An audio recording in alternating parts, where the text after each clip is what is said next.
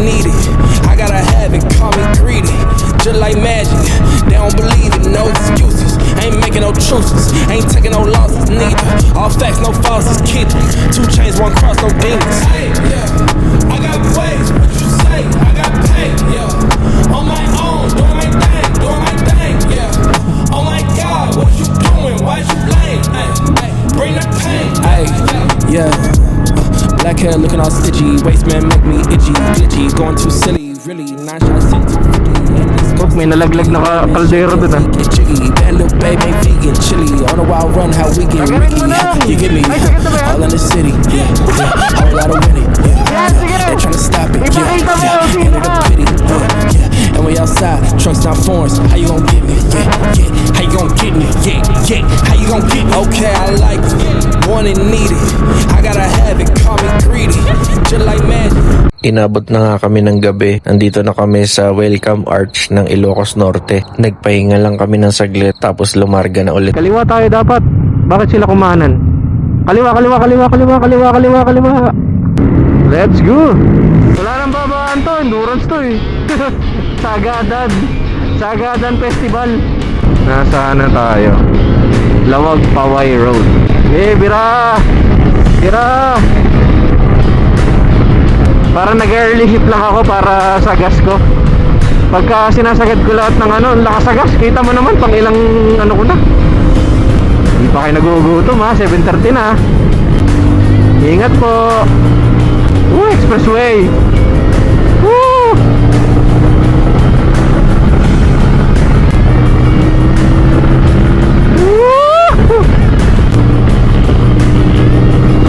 Ayan ang mga magad na takbuhan.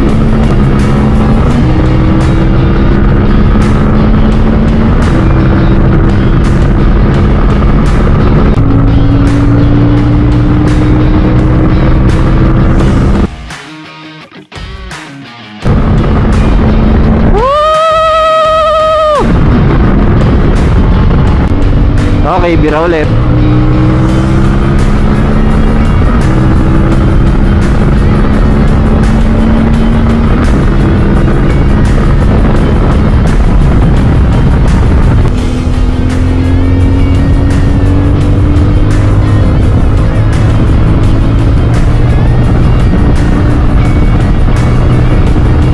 Kasama ba natin to? Yun to. Ay, iba. May sarili siyang lakad.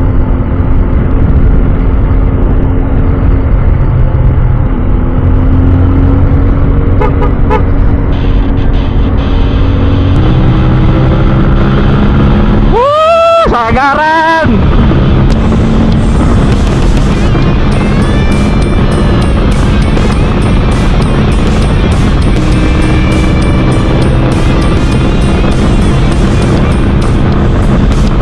Ang bagal niya ma-reach yung 140. Pare ko.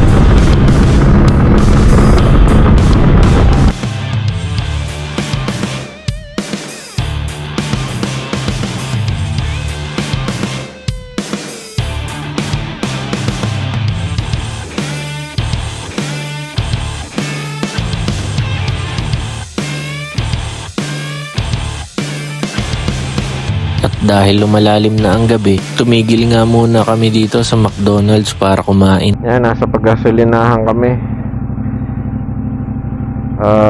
21 kilometers na lang papunta doon sa Saud Beach. Kaya nagpagas muna kami. Mahirap na, baka mabitin. Konti na lang. Dito na kami sa may Maharlika Highway, and then may checkpoint. Thank you po. Nalampas naman kami, wala namang problema. Welcome to Bangwi. 12 kilometers. Konting lang, konting piga.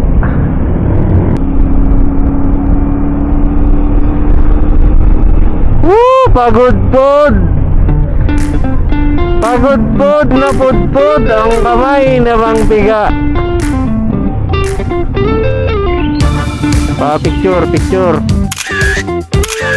Sa wakas, nasa pagod-pud na tayo. After ng ilang oras na biyahe, picturean session, tapos diretso na kami sa Saud Beach. Ayan, pagkatapos ng picturean, diretso na kami ulit. 7.7 kilometers na lang. Konting-konti na lang. Konting-konting tigaan na lang.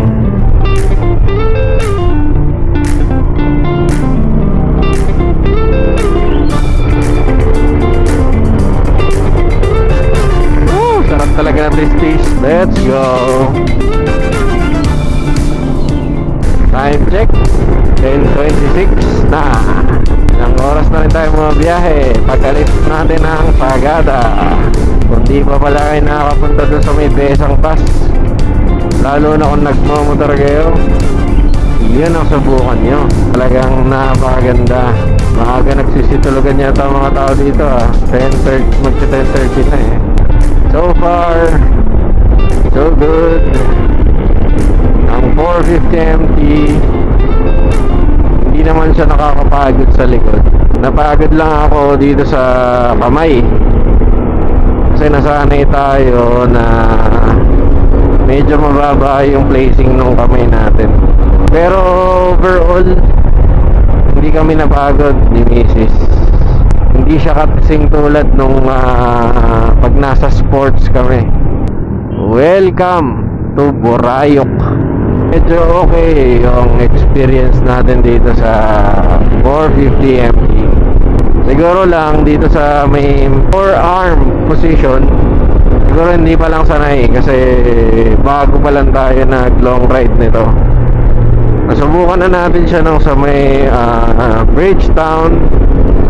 Pero ito ang magandang testing, long ride agad.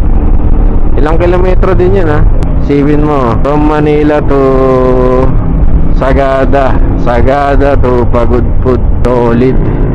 Wala lang tayo masyado na makita ngayon kasi gabi na eh. Pero nabukasan, marami tayong mapupuntahan bago tayo bumalik na Maynila. Sinubukan na natin yan sa mga lubak, lalo na doon sa may Besang Pass. Medyo maraming lubak doon, pero goods naman. Kapag medyo pakiramdam nyo pala ay medyo stiff or matigas ang suspension sa likod, pwede nyo siya i-adjust. Na-adjust ang kanyang rebound. Nandito na tayo sa Saud Beach. Pagkarating ng grupo dito sa Saud Beach, naghanap na muna kami ng matutulugan. At dahil kapos na kami sa oras, hindi na kami nakapag-stay. Kaya tumuloy na kami sa biyahe kinabukasan. Good morning. Kikita niyo naman yung windmills dito sa Ilocos. Kagigising lang namin. Pupunta na kami sa aming next destination. Wala pa kaming gabi. Yan Woo! What a nice view. Hindi pa umaandar, wala pa masyadong hangin. So sa halos 2 araw natin na paggamit itong CF Moto 450, hindi naman ganun kasakit yung katawan namin. Pero actually wala naman na talaga kumbaga pagkatulog mo, pagkagising mo, wala na, pwede na ulit. Okay siya for long travel.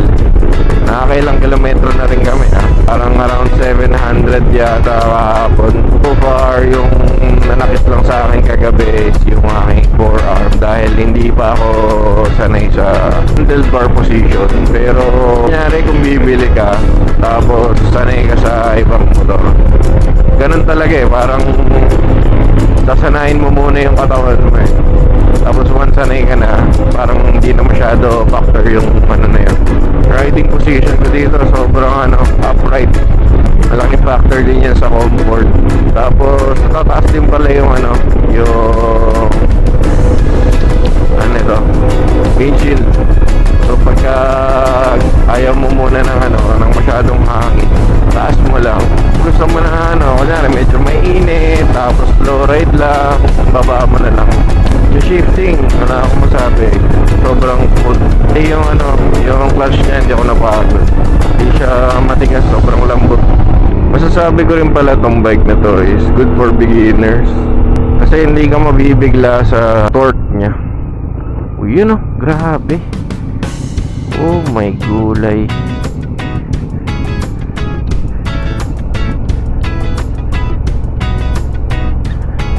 Whew. What a nice view. Good morning. Ay, may nag-camping na, no? So, may mga resort na rin pala dito.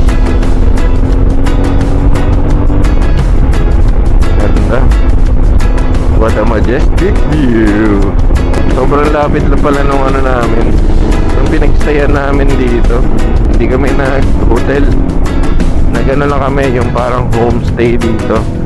Ang plano nung una, Sagada lang. So, hindi kami nakapag-prepare para dumiretso dito sa Pagod Food. So, kung anong inabutan namin na pwede mapagstayan, doon na kami nag-stay. Homestay lang siya, pinakuha namin. Pero goods naman, nakapagpahinga naman lahat. You know. Yung na-experience ko nung nira-ride ko tong CF Moto 450MT is yung gas consumption niya. Hindi ko matansya kung ilan yung gas consumption niya. Every time na napapasarap ako ng piga, no, nararamdaman ko agad yung gas consumption niya. So madalas ako nagpapagas. Siguro papunta dito sa Pagod Food galing Bulacan is nakatatlo na ata akong pagas. Hindi ko naman siya sinasagad na asin talagang papunta na sa empty. Pero once na nakita ko na parang 3 bar na lang or 2 bar na lang, doon ako nagpapagas. Kasi hindi ko patansyado yung ano nito, yung tanke. Though meron naman siya na indicator kung ilang kilometers yung kaya mong abutin. Pero it still varies eh, doon sa pagpiga mo. Meron siyang indicator dito sa baba na ano, kada piga mo na consumption. Ayan o, nagbabago, 4.9, 5.8. So kakagaling lang namin doon sa may tinatawag nilang Batanes of the North. Pero ganda nito. Grabe, diba? May konting akyatan lang doon. Pero hindi tayo sanay sa akyatan, kaya pawis na pawis. Pero ito, laban na ulit. Ingat na ng daan, grabe. Coastal view. Hindi ko alam kung saan kami mag-stop over next kasi di pa kami nag-almusal at di pa kami nag-kakape. Time check, it's 8:02 in the morning.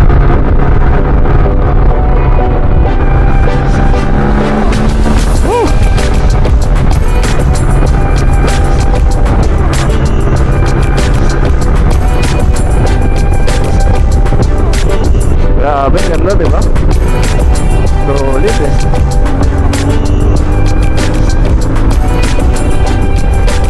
Ano na kayang dagat yan, Bal? Pag diniretso?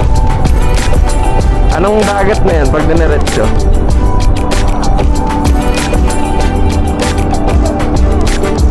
West Philippines na to? Grabe. Ayos ah.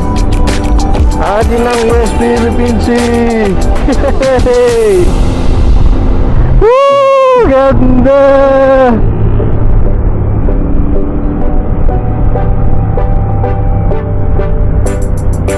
Ganda naman.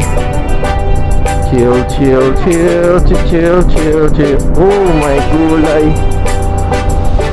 Dito tayo magpipicture mga siya.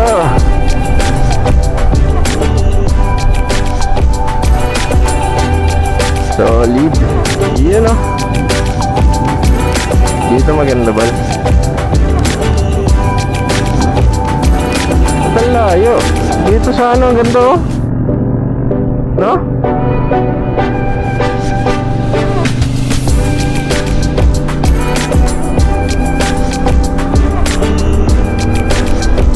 May drone.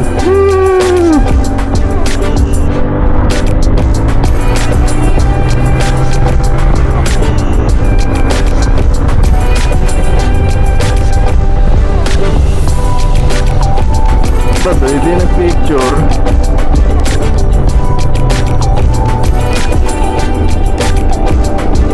Solid.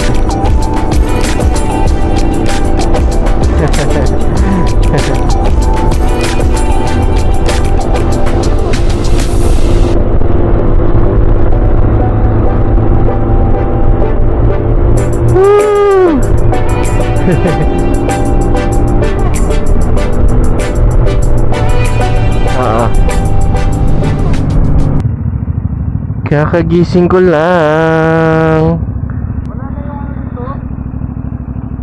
Alin? Marker? Hindi pa ako nakakarating dito. Talaga? Oo, ito ang aking first time.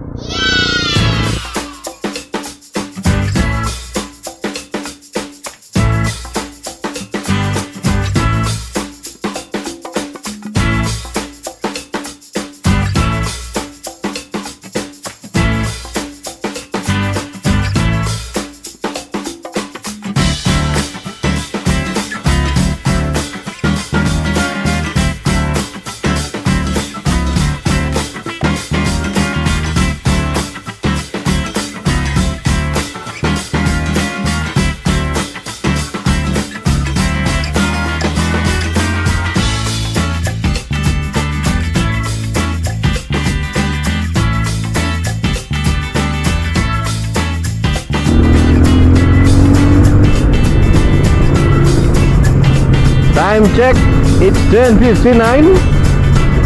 Nakikita na po natin ang Poway Church. Wow, wow, wow! Napakaganda! Wow! Wow! Napakaganda! Napakagandang view. So nakarating na kami dito sa Poway Church. Kaya mo na kami ng CBX.